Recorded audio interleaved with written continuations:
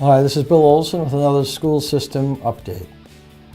I want to congratulate the Project Purple organization at Westford Academy with advisors Melanie Jazokis and Lori Rivicki and the students.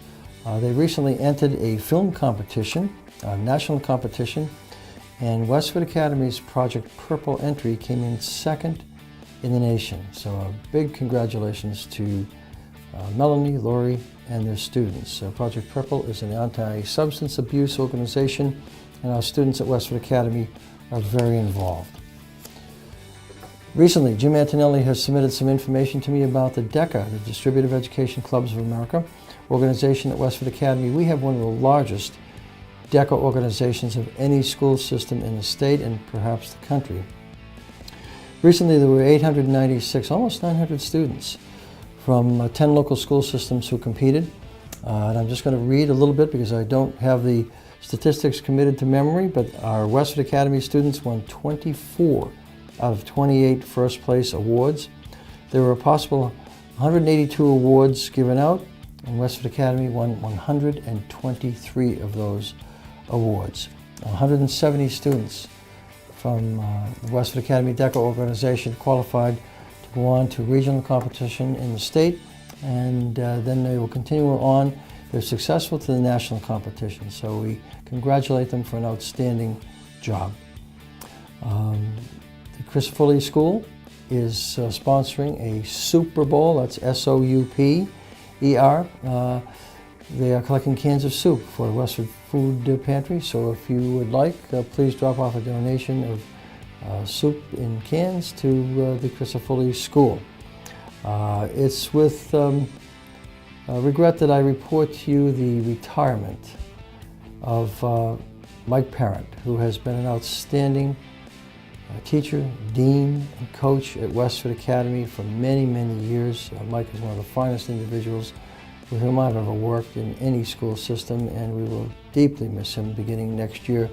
But Mike has devoted his life to educating students, and he has done a superb job at it, and we will miss him greatly. Recently, we had a School Advisory Council training. Dr. Chuck Christensen, who is a professor in the Graduate School of Education at the University of Massachusetts Lowell, had about an hour and a half to 2 hour lively training session to inform all of the School Advisory Council members across all of our schools of the regulations pertaining to School Advisory Councils as part of the Ed Reform statute.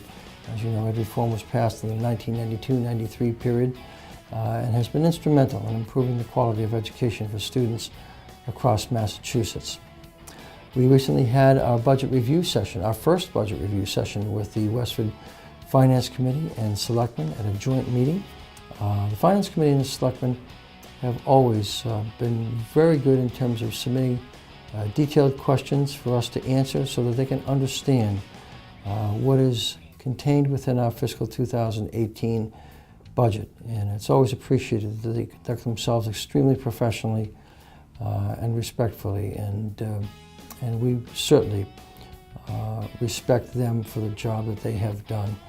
You know, they meet weekly beginning in December and perhaps even before that, meeting every Thursday night to interview department heads and discuss their respective budgets for the following fiscal year. So it's a lot of work, a lot of responsibility, and thank you to them. And I want to thank our school committee for the excellent job they've done in reviewing and approving the fiscal 2018 school department budget.